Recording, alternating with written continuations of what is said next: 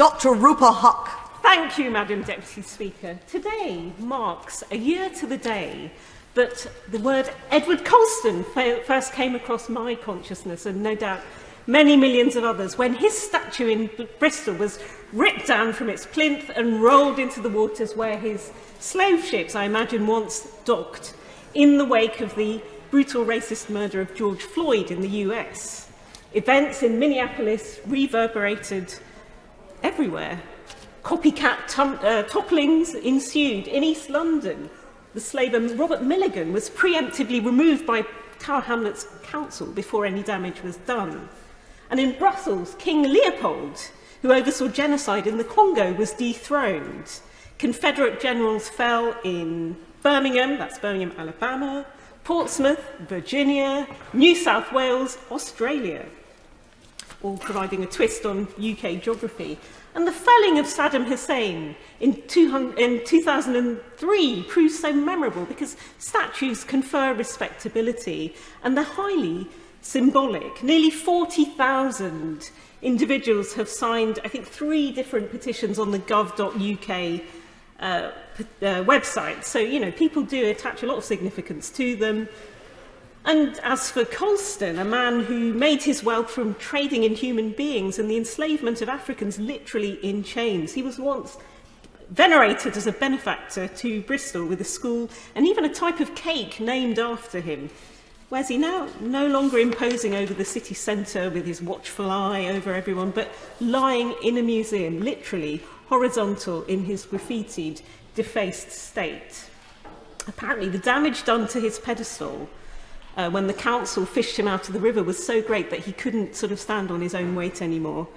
But in some senses, let's think about this, it's far better as an educational tool that he is an exhibit furthering teaching, rather than a figure that everyone used to walk past oblivious to. And, you know, the incident and its postscript of last year is history, because Colston's latest chapter parallels how just outside here, off Central Lobby, Madam Deputy Speaker, there's the statue of Viscount Falkland, which is missing a foot spur. And the reason that is because it dates back to 1909, when a suffragette chained herself to his feet. And in the melee, when she was escorted off the premises by security, when the police came to take her away and she was crying, "Votes for women," all along the way, that spur snapped off. And that has sort of unintentionally become a symbol of feminism, giving people like you, me, the minister, hope that we might one day make it into a place like this. And, you know, it's always part of the Rupa tour, the unofficial tour that I give when I take constituents round. So, you know, and I also show people down in the dungeon the DIY plaque that Tony Benn screwed in there, I think with help of our former leader, the Right Honourable Member for Islington North. So, you know, that's a DIY plaque to Emily Wilding-Davidson, another suffragette. So, you know, it's fitting in a way that the spray-painted version of Colston was never restored to its former glory, in the same way as that spike snapped off, because these were one-time acts of vandalism, but they now have become matters of historical record. And there's that larger-than-life Churchill out there, the entrance that us MPs all pass when we come in here. It was going a bit green, because of too many rubbings by MPs from the other side for good luck on the way in, and it now says "do not touch" affixed to it. The one outside Parliament Square was first, do you remember this, a year ago, boxed up and then very heavily guarded. People said he was the most guarded man in England last year for fear of being attacked by Black Lives Matter protesters.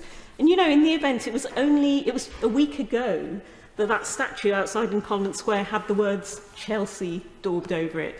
Maybe, you know, security's eye was off the ball, they had won the some championship or other. And that's Chelsea fans, I think they're usually associated with the political right. Remember John Major, remember the headhunters. So I think that shows how we can maybe imbue too much significance into these acts sometimes. And granted, there could be a bit of an evening up of the score for womankind, because it's shocking that only 2018, quite recently, if you consider that first arch dates back to when was it, 1080, the one at the beginning of Westminster Hall, first woman in the environs of Parliament, Millicent Fawcett, in 2018. So yeah, we could do better and even up the score when up to now there was just an unofficial plaque in somewhere not on public view in a snap spur to represent womankind in this Parliament. And ditto with the BME figures. I know there was an almighty fight by a predecessor of mine, Lord Soley, to get a statue of Mary Seacole over the way at St Thomas's. But, you know, all these figures are quite complex. My late dad actually hated the Lord Clive one on Whitehall because of his corruption and imperial butchery. But at the same time, my dad was not a fan of Gandhi, who's one of the few colonial subjects who has a statue out there. And I can't quite remember why, or if I've misremembered, but he's not around to ask. And another joke of my dad's was British Museum. That's a funny word for something that all the stuff in there's nicked. So, yeah, British Museum. I certainly will. I think that was an extra prompt there, I think, Madam Deputy Speaker. But anyway, Lydia and I Honourable Lydia and I had spoken beforehand. I very recently attended a meeting regarding the statue of Hans Sloane, the famous inventor of hot chocolate as well as advancements in medicine, and he was the son of Kitty Leigh in my constituency of Strangford. I find it incredible that his bust had been moved in the British Museum, especially considering that with a collection of 71,000 items which he bequeathed to the British Museum, or the British nation, thus providing the foundation of the British Museum, the British Library and the Natural History Museum in London. The fact that his wife was connected with a Caribbean plantation was enough to discredit entirely anything else. So does the Honourable Lady not agree that we must not seek to remove and dispose of our history, but rather allow it to have its place and seek to address where we as a nation are going as a matter of great importance? And I congratulate the Honourable Lady again on bringing this forward, and in the way she brings it forward as well. Thank you very much. I'm grateful to the Honourable Gentleman. What an honour it is to be intervened on him in an adjournment debate. I think this is a first for me. I think we've done it in Westminster Hall, but not in here. So, no, it's the first of many. It's the latest of many, many for him. But it shows that I don't come up in the draw very often. But no, he makes a very good point. And I would say don't remove these statues, but contextualise them. And, you know, again, busts, statues, they're maybe not what people would memorialise today. They do seem a little bit last century, or even the one before that. And I know that Mrs. Thatcher, God rest her soul, the one outside there, she didn't like it, actually. So, you know, they're not for everyone, but do keep them because they are a part of history and, you know, they need to be put in proper context. But, you know, again, I think the reason why statues are maybe less common now is that with the passage of time we see what reputational damage can occur to individuals. Take, say, Winnie Mandela, or Sir Cyril Smith, or Prince Andrew, or Jimmy Savile. You know, if you had made statues to some of these individuals when they turned out to be not what they seemed afterwards. But look, what I understand is that direct action was resorted by the Bristolians because all the official channels they had been trying for years failed. And, you know, the Minister will recognise that every local authority has much more complex and overflowing in-trays from hell, in-trays inboxes nowadays. So, you know, statue reappraisal probably was not top of the list of things for councils to be doing. But I think, you know, pandemic management, that was an unforeseeable that's occurred in the last 15 months. But, you know, many are now sort of reassessing these. London Borough of Ealing, for example, is doing that. And I say fine, as long as it's not a distraction from real reform. And, you know, to be fair, demolishing racism is going to be a lot harder than deracinating a statue. And I do think it's kind of simplistic to divide the world into heroes and villains, whereas all complex characters, like Churchill, were, you know, they had good and bad sides, and history does need to be taught warts and all. So, you know, we should not be blinded by hagiography. So we should teach, we will fight them on the beaches / our finest hour, but also the Bengal famine / Tony Pandy, rather than abridging or airbrushing out one side completely. But instead, I tend to feel recently that this sort of atmosphere of hysteria prevails. So I know there was a similar debate by another MP from that side in March that started off with the alarmist claim, Britain is under attack. And this is all because the London Mayor launched a Statues Commission to reassess past and present and future effigies. And it does sometimes feel like there's and I'm hoping the Minister will sort of allay my fears and put me at rest, that there's a confected culture war being waged. And some of the other elements of there include BBC bashing, obsessing about the Union Jack and how big it is in a Zoom call, laying into Meghan Markle, laying into taking the knee. And, you know, sometimes some of these sort of straw men or bogey men or targets are imaginary as well, like the banning of Rule Britannia at last night of the proms, which apparently was never a consideration by the corporation. And the edict that Union Jack should fly, a Union flag should fly from all official buildings, to me feels a little bit un-British, because it's the kind of thing that you witness more in less self-assured recent states, rather than a mature democracy like our own. And there used to be an old claim that, you know, this country has lost an empire and is searching for a role. I feel that if we're kind of having to whip out the Union Jack at every moment, maybe that phrase is turning true. And news stories of Tory MPs insisting citizens must love the flag and Queen or move to another country, or even besmirching, as we know, the internationally revered Auntie Beeb because there aren't enough flags in its annual report. They do seem to be going down a sort of road of, I don't know, totalitarian edicts. And after all, Churchill did defeat European fascism.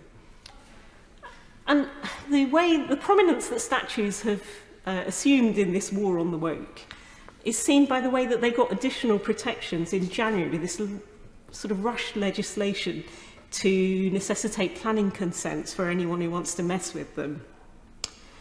And the parallel was drawn, wasn't it, that when the minimum sentence for rape in the UK is 5 years, and it is double that in India, but for pulling down a statue you could get 10 years, it does imply that these sort of dead white men, mostly in bronze and stone, are valued over living, breathing women. And when the police crime sentencing and courts bill includes the word women 0 times in 295 pages, yet there are more mentions of statues, memorials, monuments than you can shake a stick at, it does... The optics of it, shall we say, are bad.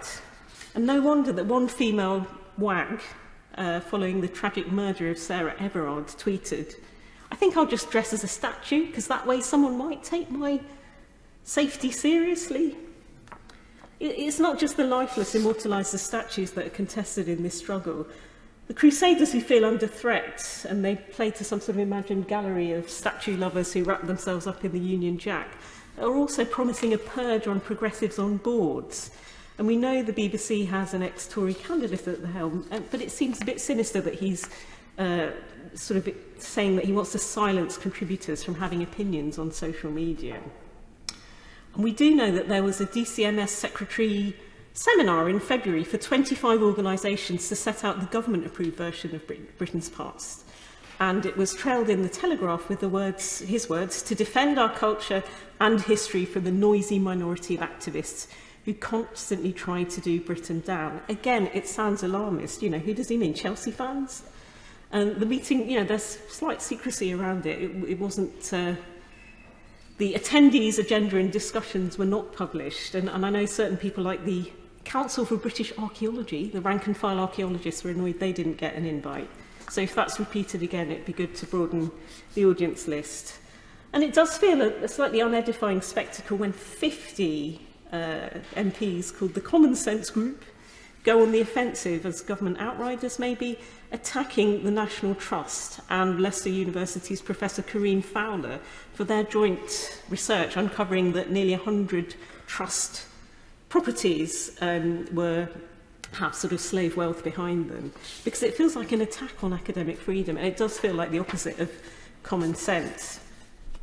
Crucially, wider heritage assets too need protection, not from lynch mobs, but from the developer's bulldozer. Public buildings and land are increasingly being flogged off to the highest builder by cash-strapped councils, meaning that we have vanishing community centres, libraries, playgrounds, and council houses that were sold off under right to buy are now in the hands of private landlords who pocket housing benefit bills footed by local authorities. And, you know, this cycle of slum landlords that council houses were meant to end continues. And, you know, it seems sad that what was founded for public good is being turned into private profit. When my office diaried in Acton Town Hall opening for me, I had to explain to them that, you know, it's not a civic structure, but we have this sort of grand 1910 founded building where the Clash played. It was being reborn as apartments behind the original facade. I think they did some add-on ones that didn't quite work and some dodgy conversions, and now I get emails all the time about things, quite basic things like the waterworks do not function, so too big to be snagging. And I felt, you know, I marvelled at the refurb because it looked shiny, but at the same time I felt a twinge of sadness, really. So if you're watching One Housing, sort it out! And, you know, next on the list of lost municipal heritage, next on the hit list in Ealing, we've got a car park and an 80s council office building set to be flattened and replaced by 477, mostly private sale flats in 7 towers. And the highest will be a most un-Ealing 26 stories. We have a 1800s Gothic town hall. It's often used actually in shoots that pretend to be the House of Commons because it's got those same archy bits. The architecture's quite similar. Anyway, that's going to be overshadowed by this hideous thing. And there was a Times article, I don't know if you saw it, at the weekend, which was called "Our Cities Gained Riches But Lost Their Soul" on similar developments. And in it sort of observed that there's always this statutory, separate, affordable bit of these schemes, but it's always begrudged and bartered down by greedy developers. And I feel in this case they're stretching the definition of affordable because you have to be on 58k to get one of these, the 3-bedroom version, the family-sized.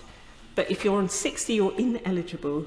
So, you know, I'm hoping that's actually the Minister's colleague from MHCLG can exercise call-in powers before our skyline's ruined forever.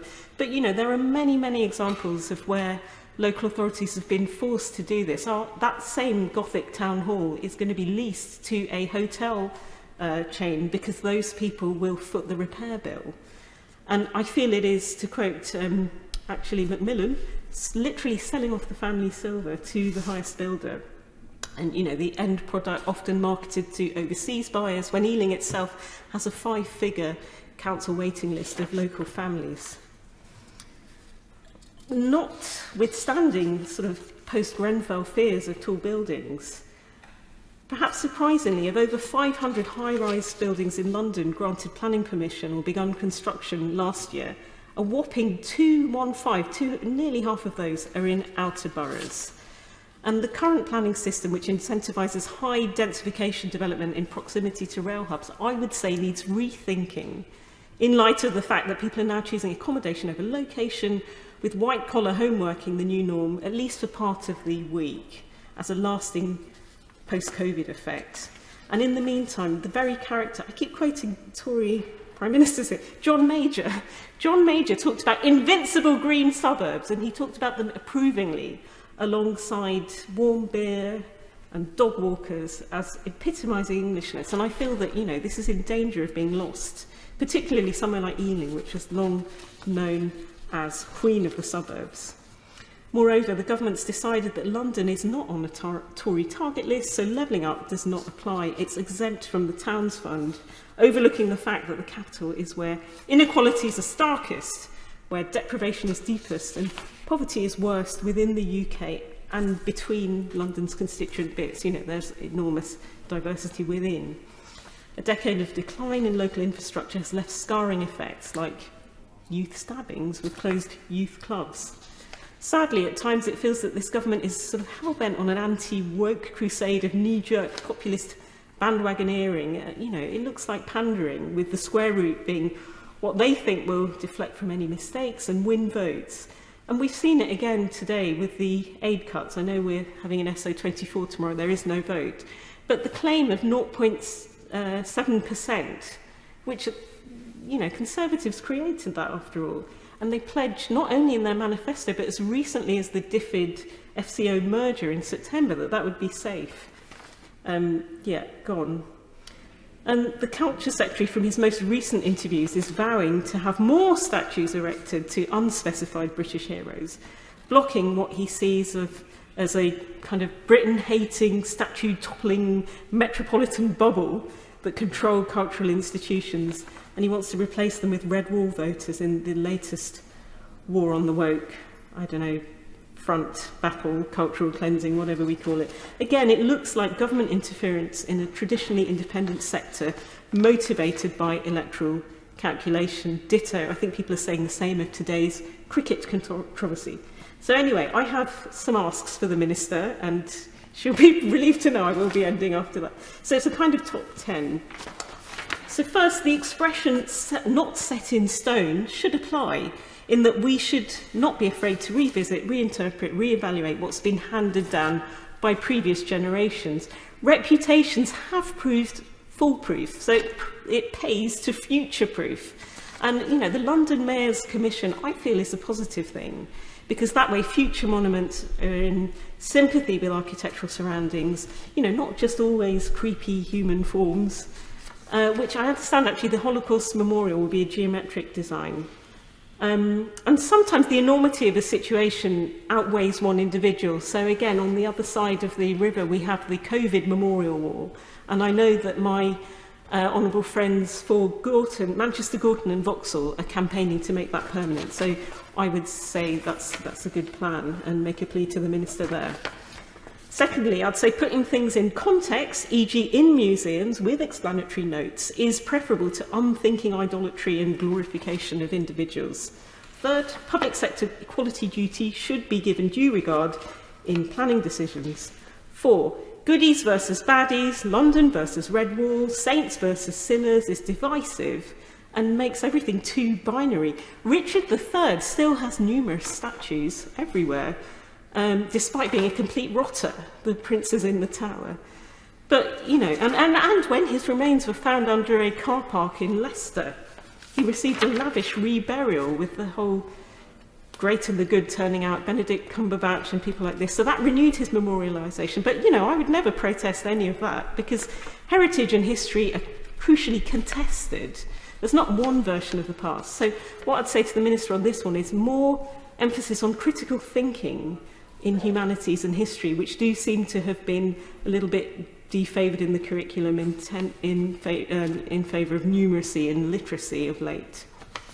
5, halfway through, more flexibility, including recognition that we don't have to just always think of removal versus retention. There's also another option, which is relocation. In Prague and Oslo, they have statue parks, so if you like to look at these things, you can look at a whole load of them at once. And, you know, closer to home, we have the 4th plinth as well. So, you know, these kind of things are a more adaptable way of either pull them down or stick them up or whatever. Relocate or, you know, flexible options is another option.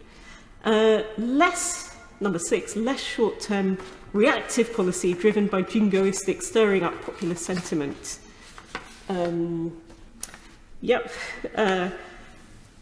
Stirring up popular sentiment, and more cool-headed longitudinal assessment and recognition of London boroughs as needing investment as well, not just places that are electorally useful for the current government. 7, reverse the willful neglect of local government from Whitehall. Council shouldn't be forced into desperate measures, and as I say, ministerial intervention on the planning issue I flagged would save Ealing's very municipal heart and legacy from being overrun by development. Forcing local authorities to be self-financing is unrealistic given the range of services now at their door. And the biggest one of those is, of course, the social care bill, which I think we're still missing the Prime Minister's plan for it. We were promised that quite a long time ago. If the Minister has any clues, we'd be grateful. I'd also say, penultimate one, central government leadership is needed on tall buildings to prohibit over-densification of suburban locations in the same way as the Green Belt limited the overspill of cities into the countryside. Ealing, Brent, Croydon and Barnet are the worst offenders of this kind of sky's the limit attitude with tower building in recent years. And lastly, local communities should be genuinely involved in decision making.